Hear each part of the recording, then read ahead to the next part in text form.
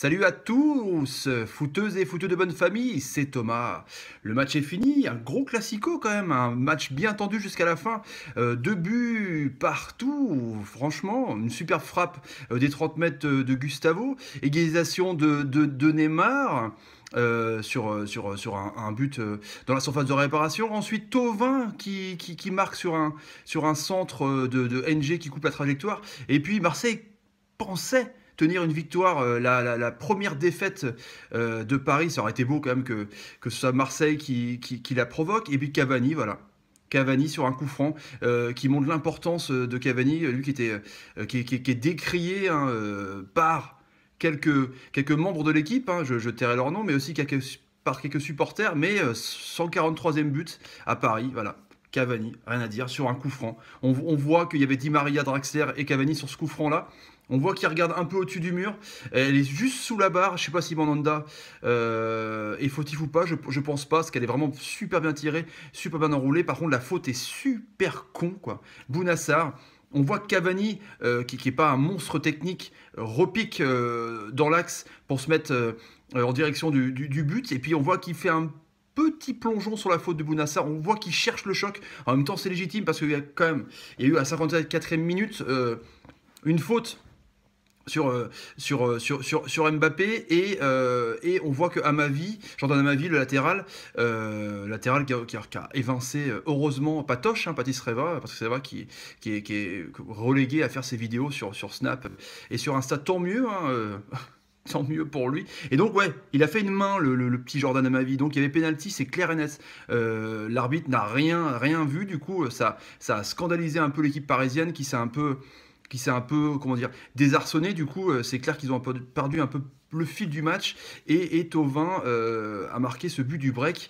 D'ailleurs, NJ aussi manque de peu le but du break. Donc deux buts partout. Ouh là là. Marseille qui pensait revenir à hauteur de Nantes et prendre la place sur le podium pour cette 10e journée. Bah non. Voilà, Paris est trop fort dans le sens que les grandes équipes arrivent toujours à s'en sortir. Mais par contre, ça a été pauvre. On s'est encore fait chier. Je l'ai mis dans l'avant-match pour ceux qui l'ont suivi. C'était obligé qu'en mettant Zambo Anguissa et Gustavo que physiquement, s'ils prenaient à la gorge Verratti Mota, ça allait gagner quoi. Ils ont gagné la bataille du milieu de terrain. Il y a eu un pressing énorme des deux. Mota, Verratti, quand même, c'était le milieu de terrain qui cartonnait à Paris les années précédentes. Ils sont nuls. Enfin, Verratti, voilà, est l'ombre de lui-même.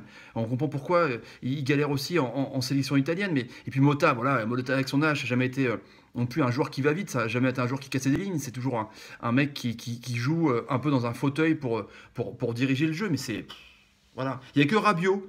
Parce que la MCN, Neymar, Cavani et Mbappé étaient tout seuls devant. C'était coupé en deux. Je dis assez souvent sur l'équipe parisienne. Et du coup, il a fait que Rabiot casse un peu des lignes, se rapproche un peu du milieu de terrain, ce 4-3-3, fasse un peu le 10, on va dire ça comme ça, pour pouvoir essayer de créer le surnombre dans cette défense marseillaise qui était bien tactique, bien regroupée, lente aussi, mais qui s'est bien démerdée. Ça a été des vrais guerriers, c'est ce qu'on attendait d'eux en même temps. Et ben, dès que Rabiot a un peu accéléré, en même temps, on attend de lui quand même pas il prenne le jeu à son compte au milieu de terrain, mais bon, ça peut être un très grand joueur s'il arrête de se regarder jouer et il arrête surtout de gueuler sur les postes qu'on lui file ou pas. En allant voir Véro sa maman. Bref, du coup, bah là, ça a créé plusieurs brèches et ils ont arrêté de s'amuser un peu parce que c'était un peu le festival. C'était un peu Harlem Globetrotter entre Neymar et Mbappé. Là, il se passait des balles en louche et compagnie. Il y avait un peu trop de suffisant. D'ailleurs, Mbappé, je trouve qu'il était. Pour son premier classico, il a été pas bon. On le dit assez quand il a été énorme, mais là, il était vraiment pas bon.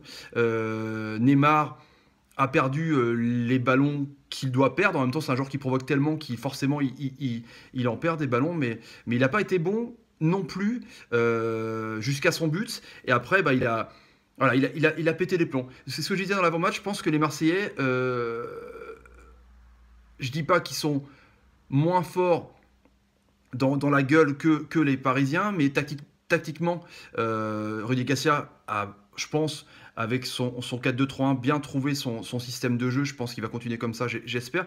Mais en tout cas, les Marseillais devaient clairement leur rentrer dans la gueule et leur faire péter les plombs. Je pensais vraiment que c'était Gustavo et Zambourguissa qui allaient faire péter les plombs plus du milieu de terrain, quoi, faire péter les plombs d'un Verratti ou d'un Mota. Et en fait, c'est Neymar qui a pété les plombs sur deux mauvais gestes très rapidement. Il a pris un rouge. Voilà, donc suspendu au prochain match. On verra si la commission de discipline sera indulgente ou pas. Je pense que vu que c'est Neymar, je pense qu'il aura rien, à mon avis. Mais bon, ça, on va pas revenir là-dessus sur les grands joueurs à protéger ou pas. Mais en tout cas, voilà. En tout cas, je trouve que Paris déçoit dans le sens où j'ai l'impression quand même qu'il y a pas mal de suffisance et que on attend trop de la MCN devant, on attend trop qu'il fasse des différences, que ça dribble sur les côtés et que Cavani, voilà, en grand finisseur, marque des buts sur les occasions qu'il a. Il n'en a pas eu énormément non plus. Mandanda n'a pas eu grand-chose globalement à faire dans ce match. Ça prouve quand même la faiblesse de l'animation offensive parisienne, qui n'est pas une animation offensive pure. C'est plutôt des coups individuels, je pense. C'est pas encore comment dire. On voit sur certains buts que ça marche, ça fonctionne, c'est agréable à voir, mais on voit pas encore l'osmose de la MCN, parce qu'on voit des fois Cavani isolé plusieurs fois, c'est pénible. D'ailleurs, des rumeurs de départ de Cavani cet hiver ou pas, si Sanchez arrive, on va voir. En tout cas, Cavani, voilà, un monstre un monstre de calme sur ce coup franc dans les arrêts de jeu, là, c'est énorme. Du coup, bah voilà.